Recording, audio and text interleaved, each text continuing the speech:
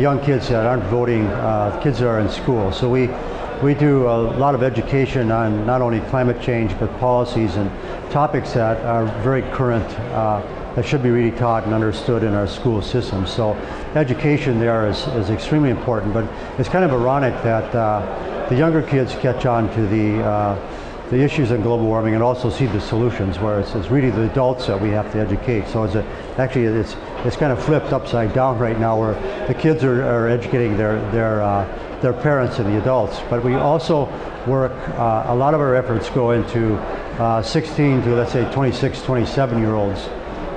This age group is extremely active in politics. They're very active in the climate issues because they see clearly that global warming is their problem.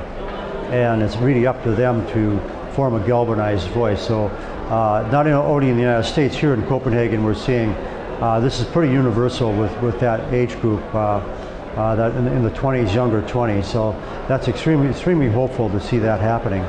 And it's this age group that's going to take over the leadership, and they're going to take it over sooner than you think, because they're re-motivated, because things right at this point aren't moving fast enough for their generation. So both these age groups of the kids in school and the kids that are now out of school in the voting age are starting to move on this, and I gain a lot of my strength and energy and power from this generation, because they catch on. They really see real clearly where we got to go. They're taking this on also, majority of them, in a non-political way. They're taking it. They're not taking a right or left stance on this. They're moving this ahead in a very thoughtful, very educated way. In Denver, like most big cities, roughly 70% of our kids in public schools are free and reduced lunch, or low-income families. So their houses generally don't have trees. It's giving them shade, and they end up with these wall-mounted air conditioners sucking up our energy.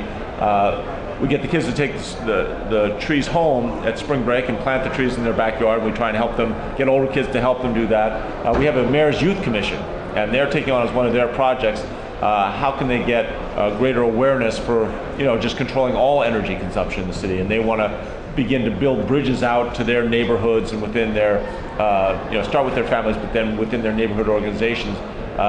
More recycling, less air conditioning, using less heat, higher fuel efficiency vehicles, more bicycling, less trips, even things like planting gardens, right? And so we've got, in about 20 of our elementary schools, we now have vegetable gardens that they use. It took a while to get this through the bureaucracy, but that they can actually use the vegetables in that garden for their school lunch program, which sounds like it would be obvious, not quite that easy.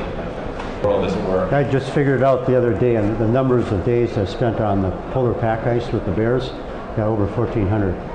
Oh my God! So guys spent a few years, and he has all his fingers. No frostbite, still all his fingers. So. and that gives one a lot of time to think, doesn't it? Yeah, it definitely does.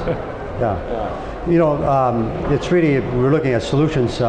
We really first have to look at ourselves, empower ourselves. We're used to looking at leaders, and leaders are important, but we give too much of our power to leaders, and especially in something as huge as global warming, it's very easy to be overwhelmed and just give up. But first of all, we have to take the responsibility to educate ourselves, and that's very easy to do on the internet. We all know how to do that. But then, and then taking steps on our own personal lives. Every time we turn on a switch or make a purchase, these are decision points.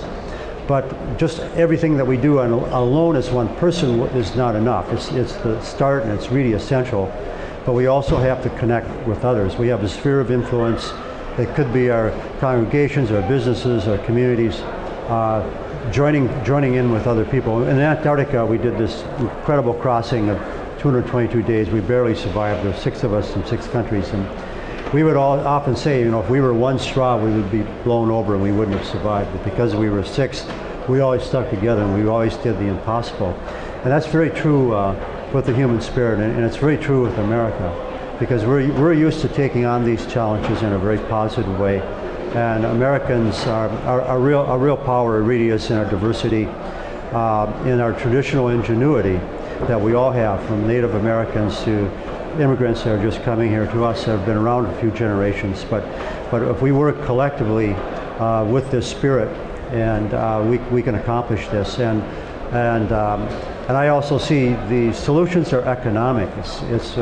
We have three interrelated crises this year. We have a climate crisis, an economic crisis, and a national security crisis, and they all revolve around our use of foreign oil.